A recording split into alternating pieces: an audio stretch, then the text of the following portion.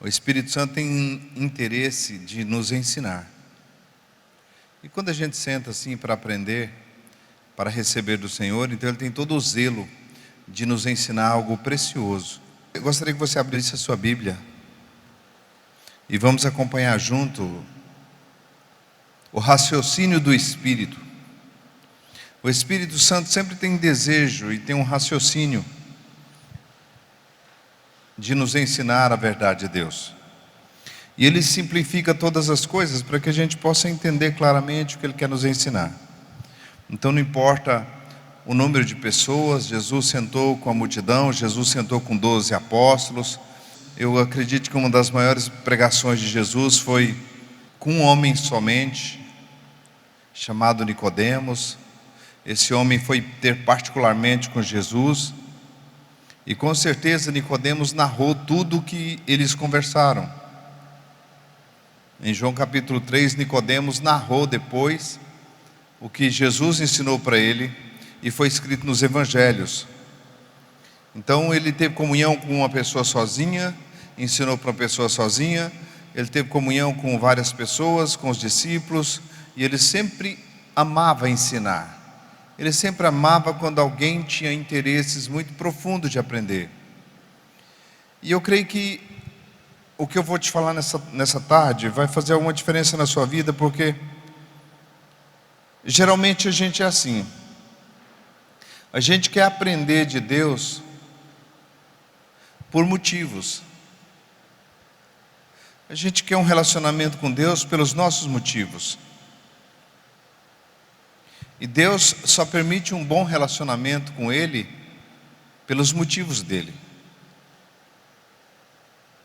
Porque os motivos de Deus são corretos. Os motivos de Deus são os motivos para manter esse ser que Ele criou, chamado homem, estar no melhor que pode existir. Porque ninguém amou mais do que aquele que criou. Criou, depois gerou.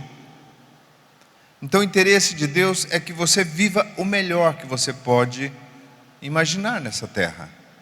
E que você relacione com Ele nessa terra, já começando um relacionamento para a eternidade.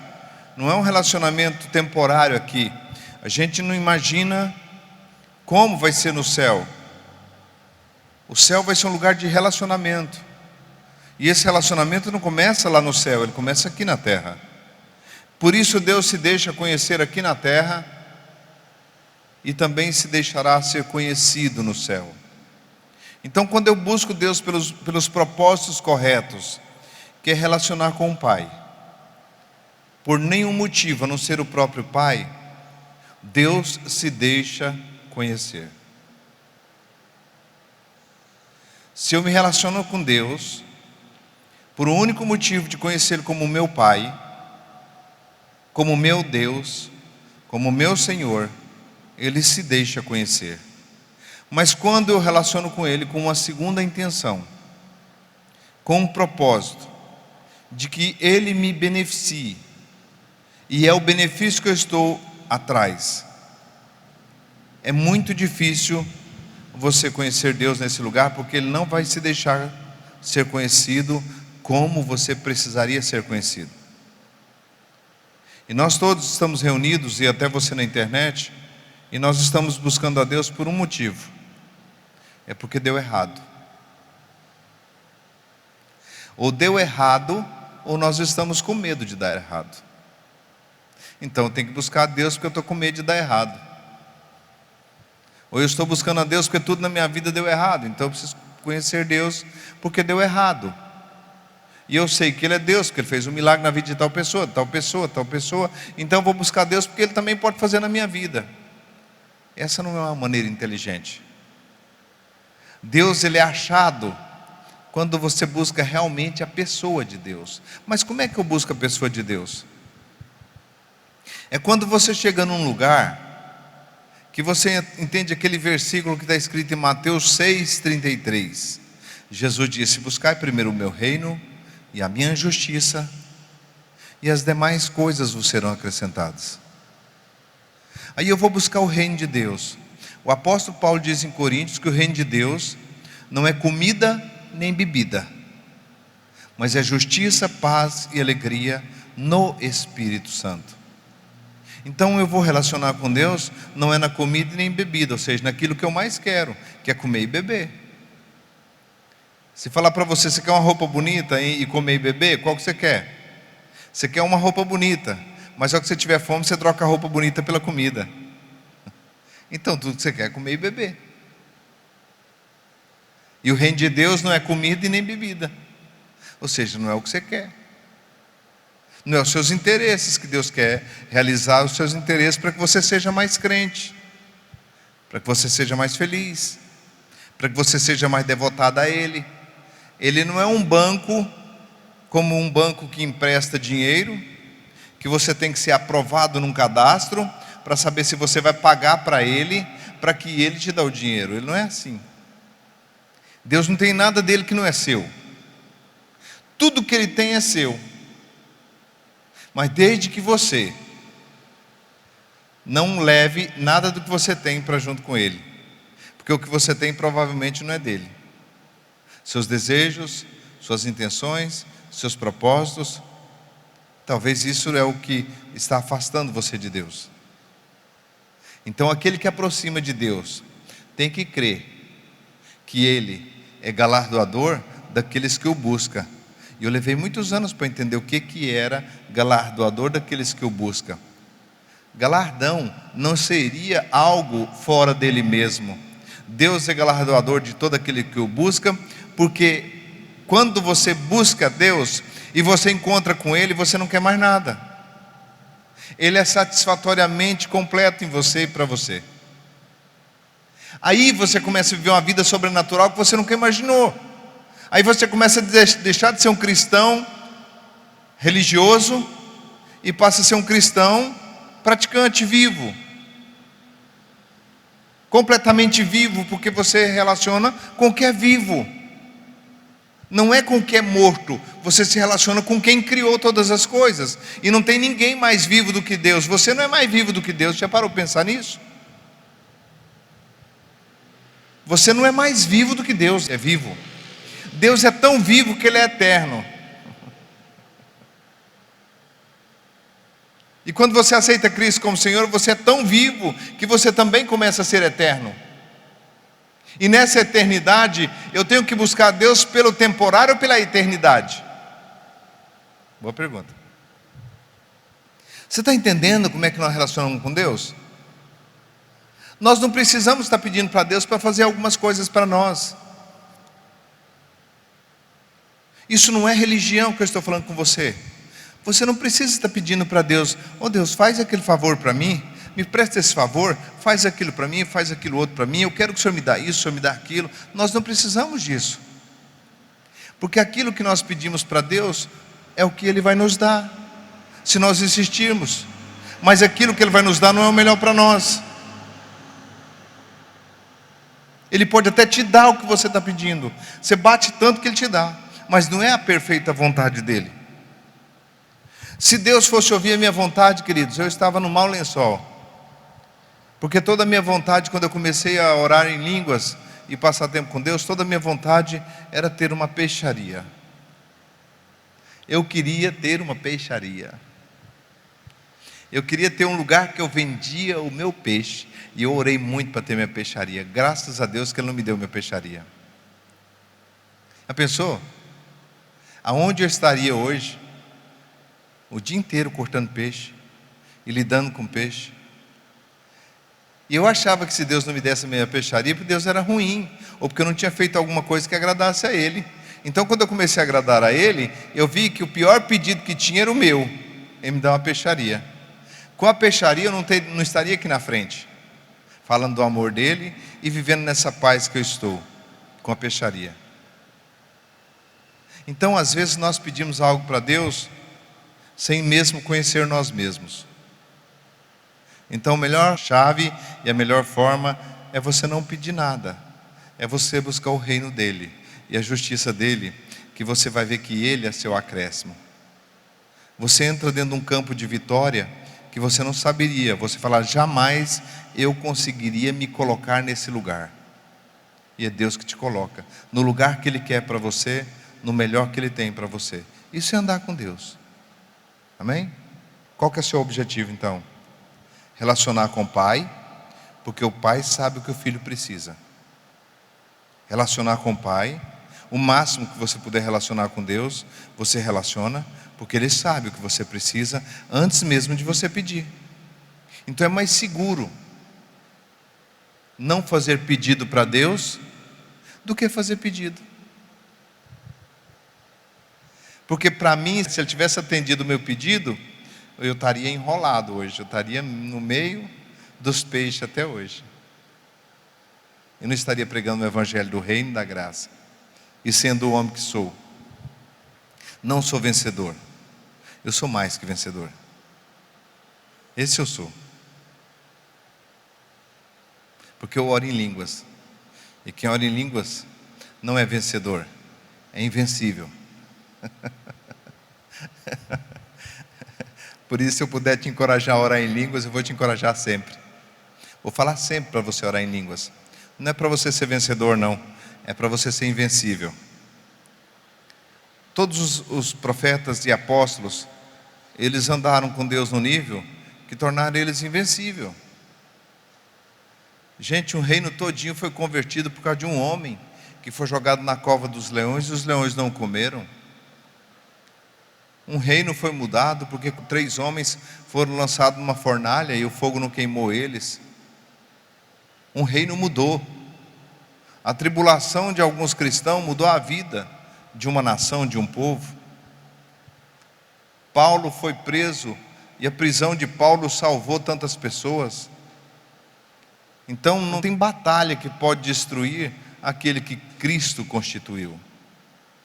Então nosso desejo, nossa força toda nos últimos tempos agora, estamos caminhando para o fim. Então nesses últimos tempos caminhando para o fim, o nosso propósito é deixar de ser menino, deixar de ser menina e deixar objetivos e direcionar a Deus, porque Ele sabe o que é melhor para você, mais do que você sabe o que é melhor para os seus filhos. Um pai cria filhos e sabe tudo que é melhor para o filho. A mãe sabe até quando o filho tem uma dor, sem o filho falar uma palavra. Ela sabe se é dor de barriga, se é dor de ouvido. Ela sabe se está com sono, se está com fome, mesmo sem palavras. E se uma mãe sabe isso e um pai conhece o filho tanto assim, você calcule o nosso Pai Celeste, que sabe de todas as nossas necessidades. Vou te contar isso aqui como testemunho. Eu estava entregando uma quinzena de jejum só na água, e eu cheguei na beira do rio e eu disse, eu vou comer peixe hoje. E naquela época que eu pescava, quando nós chegávamos do Pantanal, nós chegávamos com o nosso barco cheio de peixe. E os pescadores que estavam ali no barranca do rio, nós chegávamos na vila dos pescadores, a Vila Canaã ali, a Vila Mamed, ali era a colônia dos pescadores. Quando nós chegávamos com o nosso barco, os pescadores diziam, eu quero comer peixe. Você mandava ele lá na caixa e escolher o peixe que ele queria comer. Essa era uma forma que a gente tinha entre os pescadores. Eu estava terminando uma quinzena de pesca, e todas as vezes que eu chegava com o meu barco, os pescadores tinham esse direito. Se pedisse um peixe, você não negava um peixe. E eu disse, eu vou entregar esses 15 dias de jejum comendo peixe. E aí eu disse para aquele pescador que estava chegando ali, eu quero comer peixe. Ele disse assim, se você descarregar todo o barco para mim, você come. Aquele homem tinha, várias vezes ele tinha entrado no meu barco e pegado o peixe que ele queria para comer. E quando eu estava entregando 15 dias de jejum só na água, sem comer nada, 15 dias, quem já fez jejum de 15 dias sabe como é que você fica. Você caminha bem devagarinho, e eu fui bem devagarinho para a beira do rio, saí do quarto de oração, sentei na barranca do rio esperando chegar o pescador, e eu peço o peixe para ele. Ele manda eu com 15 dias sem comer nada para descarregar o barco todo para ele. Eu virei as costas e saí muito triste. Eu saí muito decepcionado. Eu confesso a você que as lágrimas estavam na garganta. E eu vinha passando perto de uma senhora. Aquela senhora estava lavando roupa no tanque, e ela estava lá batendo a roupa. Aquelas roupas que bate no tanque, faz um barulho alto. E ela parou de bater a roupa e olhou para mim e disse assim, irmão Célio, Eu virei, ela disse: Deus conhece as suas necessidades e sabe do desejo do seu coração. Ela quase me destruiu quando falou aquela palavra. Foi o próprio Deus. Ele não achou um urubu, ele não achou um jumento, ele não achou ninguém ali para ele falar, como ele fala com quem ele quiser. Ele não achou um galo, porque um galo falou com Pedro. O galo falou com Pedro, o jumento falou com Balaão. Tudo que ele quiser usar, ele usa para te dar uma palavra na hora correta que você precisa. E aquela mulher disse essa palavra: irmão Célio, Deus conhece as suas necessidades e sabe o desejo do seu coração. Eu estava saindo da beira do rio e passei pelo fundo da casa daquela mulher. Ela estava lavando roupa e não estava nem preocupada, mas Deus fez ela parar e falou na boca dela essas palavras. Ela continuou batendo roupa. Eu perguntei: o que foi? O que você disse? Ela disse: eu não falei nada. Eu entrei no meu quarto novamente, chorando, e sabia que Deus conhecia as minhas necessidades e o desejo do meu coração. Que eu não tinha uma boa comida para comer, entregando 15 dias de jejum. Mas eu estava naquele momento, no momento mais íntimo com Deus. Para que o dia que eu pudesse comer 1 tonelada de peixe, se eu quisesse, eu desse conta, eu não esquecer que Deus conhece as minhas necessidades e sabe o desejo do meu coração. Todas as vezes, se eu estou na abundância, eu digo: o Senhor conhece as minhas necessidades e sabe o desejo do meu coração. Aquela pregação nunca saiu da minha cabeça, até hoje. Que foi o próprio Deus que pregou para mim, porque não foi aquela mulher. Aquela mulher foi só um vaso que Deus usou naquele momento para falar comigo, batendo roupa, parar de bater a roupa, dizer essas palavras e continuar lavando a roupa. Deus conhece as minhas necessidades e sabe o desejo do meu coração. Quando eu tenho essa convicção de que Deus conhece as minhas necessidades, eu paro de ser menino e de buscar a Ele por causa do que Ele pode me dar. Porque mesmo Ele sabia que eu não tinha comida em casa, Ele sabia que eu queria ter peixe, mas Ele sabia qual era o desejo do meu coração. Ele conhecia tudo de mim. E eu estava no centro da vontade dEle, passando por aquele momento de diversidade. Quando você vê um homem igual Paulo, e nós contemplamos a vida de Paulo, nosso apóstolo Paulo foi um homem muito abençoado por Deus. Nossa, como eu gostaria de ter um pouco da unção que Paulo tinha, e de viver um pouco que Paulo viveu, e conhecer um pouco que Paulo conhece. Você não faz ideia o preço que ele pagou para conhecer tudo aquilo. Ele disse: eu aprendi a ter fartura, e aprendi também a ter necessidade, para poder dizer para você agora que eu posso todas as coisas naquele que me fortalece. A gente às vezes acha que é uma vida com Deus é uma vida sem escassez, é uma vida sem luta. Pelo contrário, a vida com Deus é uma vida de testemunho em todos os tempos. A vida com Deus não é bolinho não, queridos. Não pensa você, e não deixa nenhum pastor, nenhum pregador tipo fazer viajar na maionese, que Deus está interessado em prosperar você em troca de nada. Ele já prosperou você em troca de nada. Mas conhecer um Deus que prospera, relacionar com Deus que muda quadro de vida, isso custa muito caro, isso custa relacionamento, isso custa entrega, isso custa ser crente de verdade. Então Deus não está chamando um povo para ser religioso, Ele está chamando um povo para conhecer Ele como fonte, como paternidade. O filho mais velho do irmão do filho pródigo, ele estava em casa e ele disse: o senhor não me dá um cabrito para me comer com os meus amigos? Ele disse: filho, tudo que eu tenho é seu. O filho estava em casa e não tinha um cabrito para comer. Rico, próspero. O pai era rico, o pai era próspero. E ele falou: o senhor nunca me deu um cabrito. Ele disse: mas tudo que eu tenho é seu. Você tem que descobrir que tudo é seu. Quando você descobrir que tudo é seu, você valoriza mais a oração do que o trabalho. Você valoriza mais a fé do que a boa oportunidade. Quando você começa a valorizar relacionamento com Deus mais do que o seu trabalho, você começa a ver que é Deus que faz as coisas. Porque quando Ele fazer na vida daquele que trabalha muito, Ele pega a glória para si. Olha o que eu conquistei. Mas quando ele relaciona muito com Deus e trabalha pouco, ele diz: olha o que Deus fez por mim. Essa é a diferença. Olha o que Deus fez por mim. Olha o que eu conquistei. O homem que rala muito para ter as coisas, ele tem amor por aquilo que ele rala, ele pega amor e aquilo se torna a representação das suas conquistas, das suas vitórias. Quantas pessoas se gloriam na grande empresa que tem? Quantas pessoas se gloriam no carro novo que tem? Aquilo é para a glória do meu nome. Aquela casa bonita que eu tenho é para a glória do meu nome. Mas quando você não faz nada para adquirir aquela casa bonita, aquele carro bonito, aquelas coisas grandes que a sua fé traz, você não toma a glória para si. Você diz: isso aí é o Senhor que fez. Eu não era capaz de fazer isso. Quem fez isso foi o meu Senhor. Então tudo que há em mim, bendigo o teu santo nome. Tudo que eu tenho, bendigo o santo nome do Senhor, porque não é minha força bruta. Por isso que o relacionamento não deixa você pecar, porque o que você tem nas suas mãos glorifica a Deus.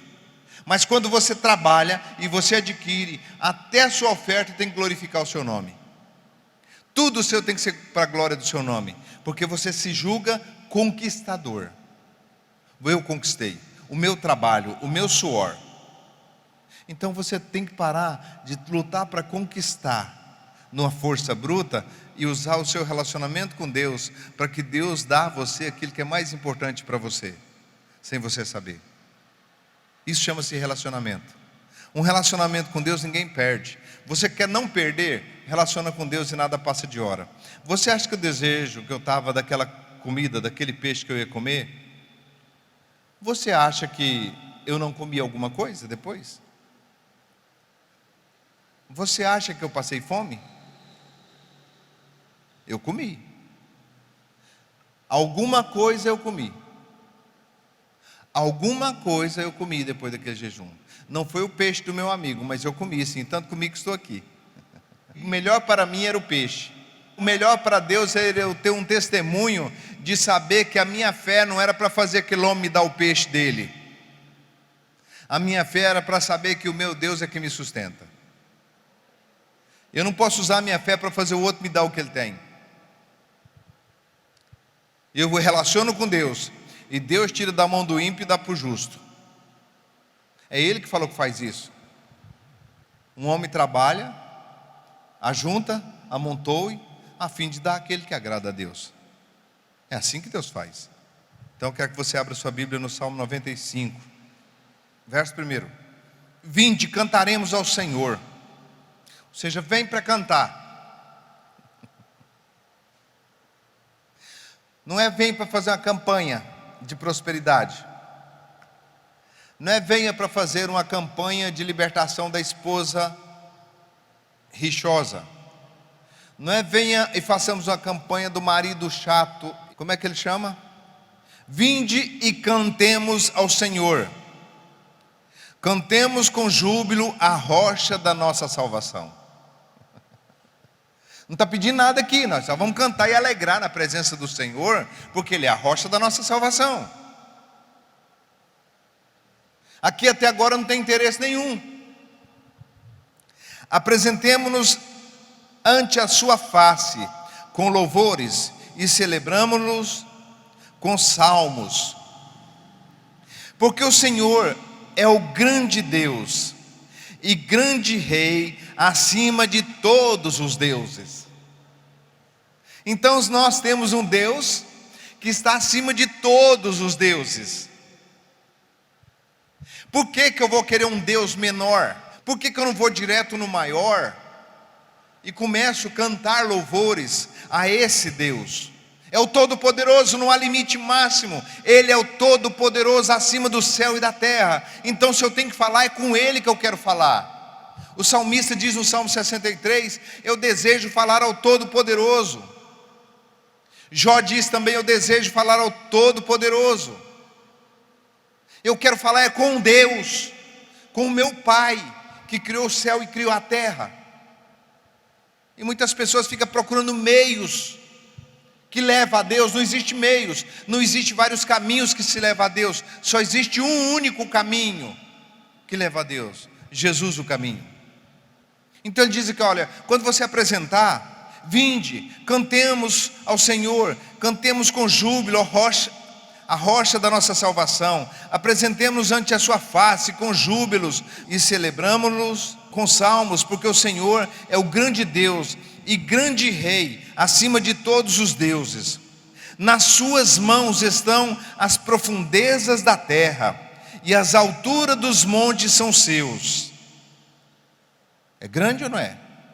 Tem um maior que ele? Não tem. Seu é o mar, pois ele o fez, e as suas mãos formaram a terra seca. Ele fez o mar, ele fez a terra seca. Vai direto no seu Pai. Jesus disse na oração do Pai Nosso, quando vocês forem orar, fala assim, ó, Pai Nosso que está no céu. Mandou falar com quem? Jesus na oração do Pai Nosso, quando os discípulos chegou, mestre, ensine-nos a orar como João ensinou os seus seguidores. Ele disse, então você ora certo, ora assim, Pai Nosso que está no céu. Para orar é assim, ó, Pai Nosso que está no céu, fala direto com o Pai. Por que nós podemos falar direto com o Pai? Porque o sangue foi derramado, o sacrifício foi feito, e Jesus abriu a porta do céu para nós entrar. Então nós falamos diretamente com o Pai. Amém? Pois Ele é o nosso Deus, e nós povo do seu pasto, e ovelhas da sua mão.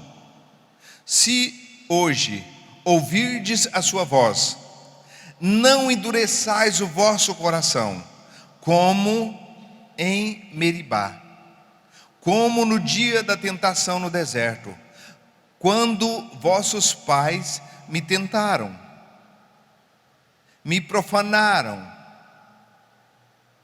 e viram a minha obra. Durante 40 anos estive irritado com aquela geração, e disse, é um povo que erra de coração, e não conhece os meus caminhos. O que nós estamos falando aqui hoje, queridos? Nós estamos te apontando um caminho de relacionamento. Você pode relacionar com Deus, não é proibido, não está fechado, Ele não está com os ouvidos tapados para você. Você pode falar com Ele. Você é filho e filha, você tem esse direito. O detalhe é que você desiste. Você começa até relacionando muito bem, mas quando você não ouve resposta de lá para cá, você acha que o importante é a resposta que Ele vai te dar. Não, o importante é o lugar que Ele vai te levar. Quando você começa a relacionar com Deus, Ele começa a mudar a sua vida sem você perceber. O gostoso de Deus é isso. O gostoso de Deus é que é para os perseverantes.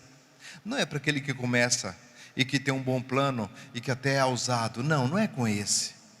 O gostoso é aquele que gruda e não desiste. É aquele que começa um relacionamento e não para. É aquele que quer ver, mesmo que nada está acontecendo, ele quer desafiar a si mesmo a relacionar com Deus, que não tem cor, não tem cheiro, você não encontra Ele nos 5 sentidos. E você começa a relacionar, e você começa a pedir conselho para Ele, e você fala com Ele, o tempo todo você é você e Ele. É esse que vai conhecer a Deus, é esse que dá a direção da sua vida para que Deus o governe.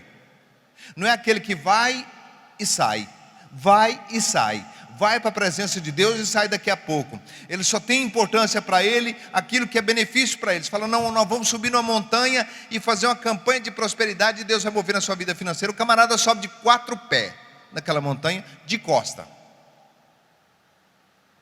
desde que seja feita a minha vontade.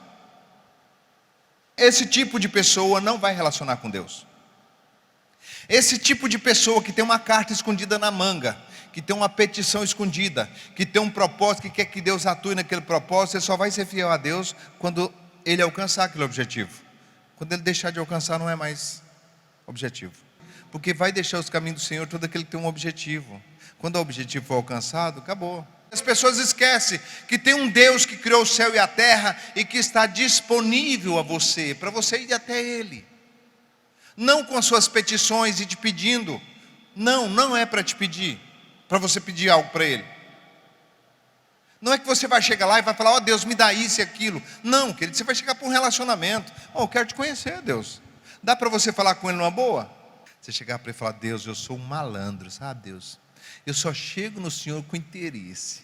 Eu sou igual aqueles filhos que não amam pai e só vem dar beijinho no pai quando quer um presente do pai. Eu sabe que o pai pode ser um sinônimo de livrar do aperto. Você conhece algum filho assim?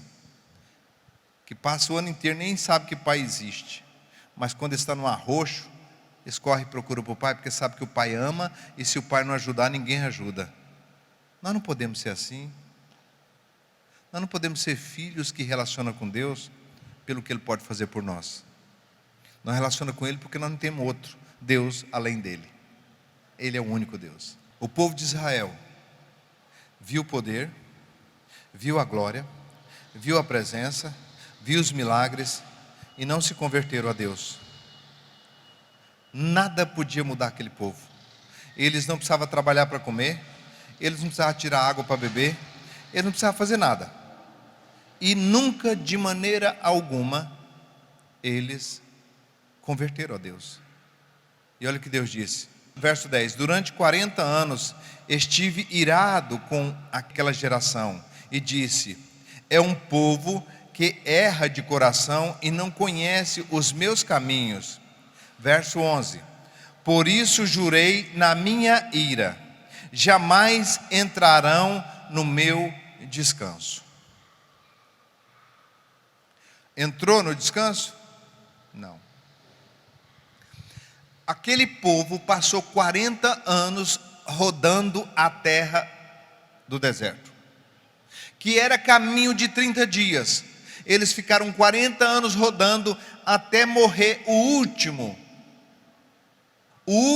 que saiu do Egito. Só entrou na terra prometida quem nasceu no deserto. Quem nasceu do deserto entrou na terra prometida. Mas os que saíram do Egito, que foram com coração ruim, Josué e Caleb foram os únicos que viram e creram e entrou na terra prometida. Com os jovens, com a nova juventude do povo de Israel. Eles não entraram por quê? Porque eles foram rebeldes. Aí você diz assim, mas isso foi lá no Velho Testamento, pastor Célio. Não, queridos. Hoje no Novo Testamento também, se você não andar dentro daquilo que Deus tem para a tua vida, você vive um deserto. Você quer que eu te prove isso? Eu te provo. Hebreus capítulo 4. Vê se o hoje também não é a mesma coisa do passado. No versículo 1, vê se é a mesma coisa. O escritor aos Hebreus, aqui já está no Novo Testamento. Lá em Salmos falava do Velho Testamento, aqui já está no Novo Testamento. Olha o que diz no verso 1, Hebreus 4, 1. Temamos, portanto, que, tendo-nos sido deixado a promessa de entrar no seu descanso, suceda parecer que algum de nós tenha falhado. Parece que eu falhei, não entrei no descanso de Deus. Eu não estou descansado. Eu estou com muito medo de ficar doente. Eu estou com muito medo. Eu estou com muito medo de passar necessidade. Eu estou com muito medo. Cadê o descanso? Olha o verso 2. Pois também a nós foram anunciadas as boas novas, como a eles. Eles quem? O povo do deserto, o povo de Israel.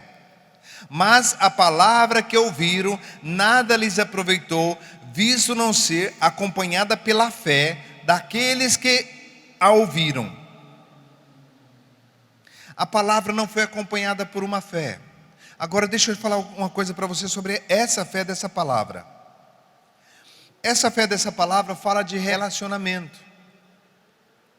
Que se você buscar por esse relacionamento, se você cada dia for mais convertido a Deus, cada dia você for mais crente a Deus, cada dia você for mais temente a Deus, você vai entrar num descanso que você não era capaz de colocar você nele. Que ninguém era capaz de colocar você nesse descanso. Se você quiser se converter, arrepender e se converter, cada dia que passa, vai vir o tempo do refrigério pela presença do Senhor na sua vida. Se nós se arrepender, se nós se converter, Se nós formos uns crentes de verdade, uns crentes inabalável, que jamais nos abala.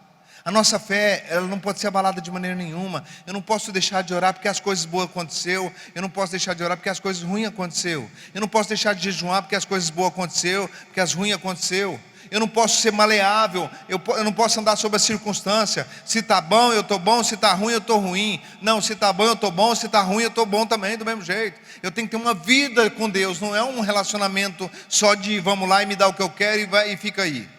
Isso não é relacionamento.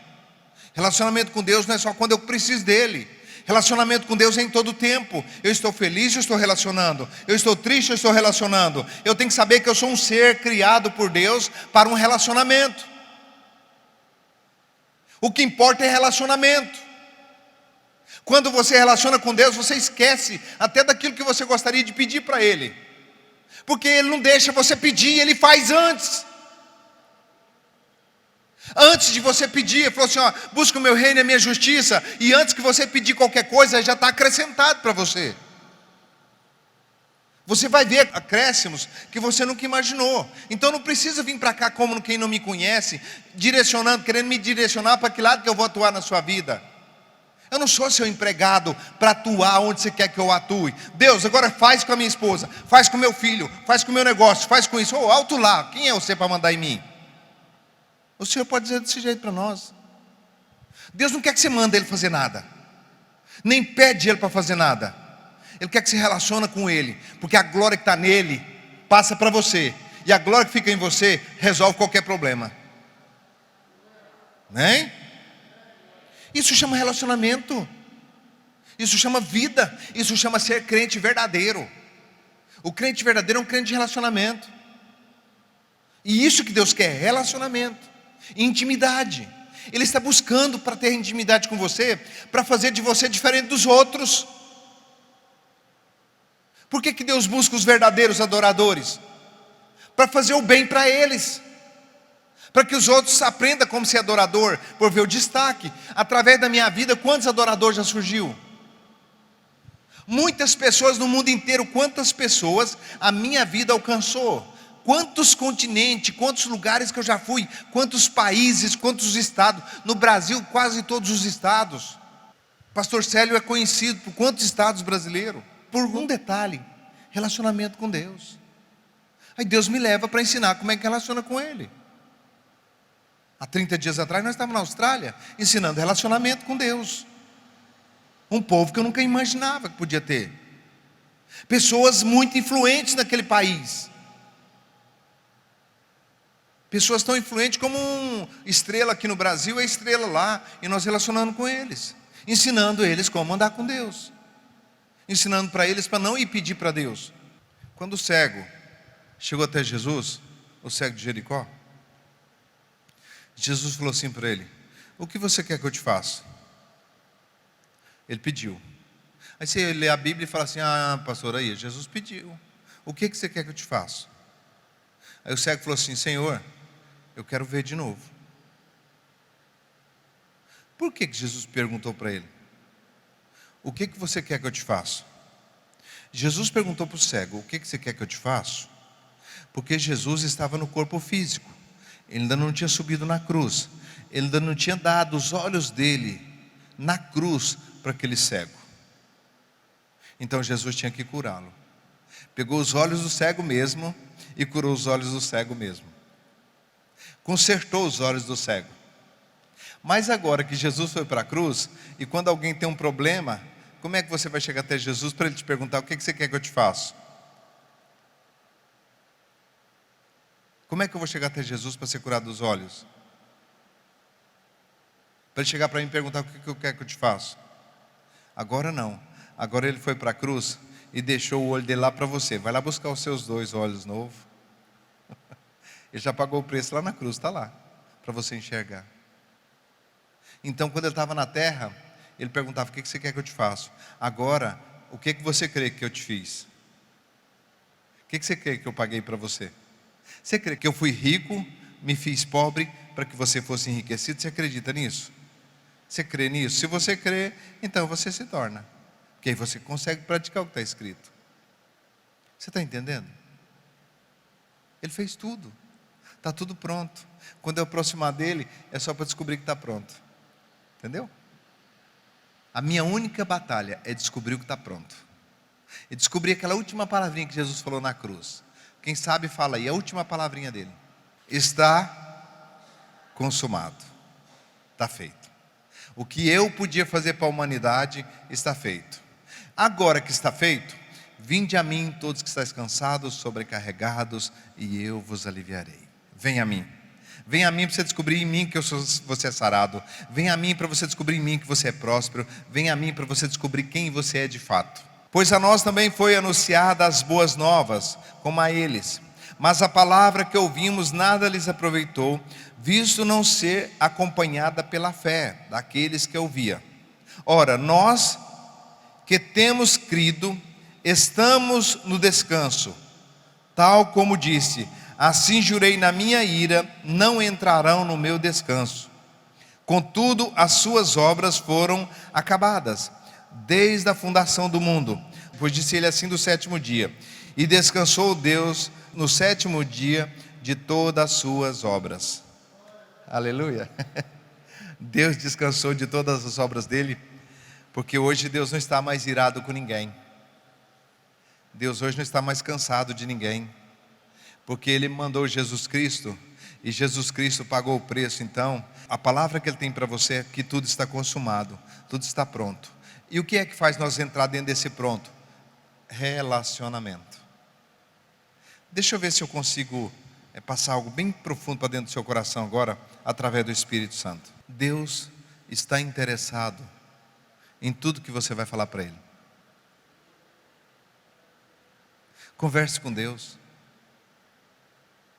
Está sozinho na sua casa? Conversa com Deus. O tempo que você puder, conversa com Ele. Diga para Ele que você quer relacionamento. Começa a pedir, bater e abrir-se-vos-á. Começa a mudar a sua maneira. Se não está produzindo resultado da sua vida em Deus, o que você tem feito em Deus até agora não está produzindo resultado, seja inteligente. Mude a tática.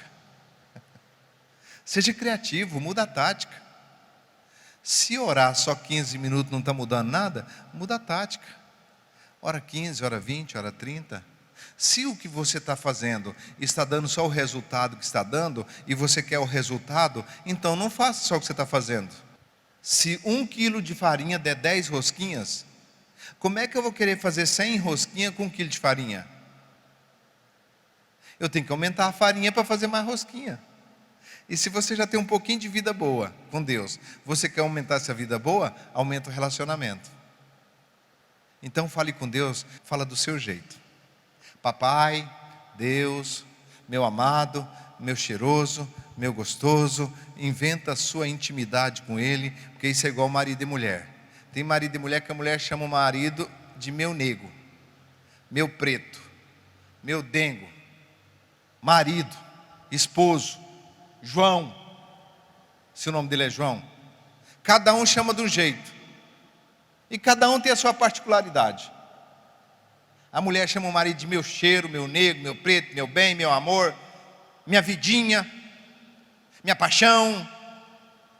Tudo isso é maneira carinhosa de chamar, que alguém vai inventando e criando para ser diferente de todo mundo. Cada um quer ser um pouco diferente, porque o meu amor é diferente. Então, quando um namorado começa a arrumar uma namorada, ele precisa fazer com ela o que nenhum dos ex fez, para que ele seja diferente. Não é verdade? Ele fica desesperado, querendo saber se ele pudesse adivinhar o que o outro fazia, para ele fazer bem diferente e bem melhor ainda ele faria, porque ele está conquistando. Então você está conquistando uma comunhão com seu pai, então inventa a sua maneira criativa de conquistar. Talvez os crentes tudo chegam para ele: ó papai, e você diz: não, eu não vou falar papai não, eu vou falar assim: e aí meu amigo, e aí paizão, estou chegado no Senhor, hein? O Senhor é maravilhoso. Te amo, te amo, te amo, te amo, te amo, te amo.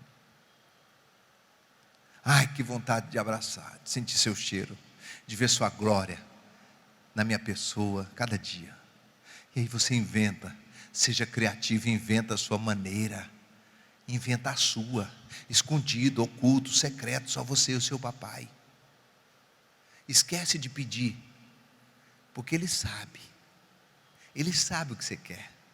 Assim como um pai sabe que a criança quer uma bicicleta no Natal e está se esforçando para tirar nota 10 para ter a bicicleta, assim também Deus sabe que você está se esforçando para estar com Ele, e Ele vai afrouxando, Ele vai cedendo a comunhão. Deus cede a comunhão, se você buscar de todo o coração. Amém?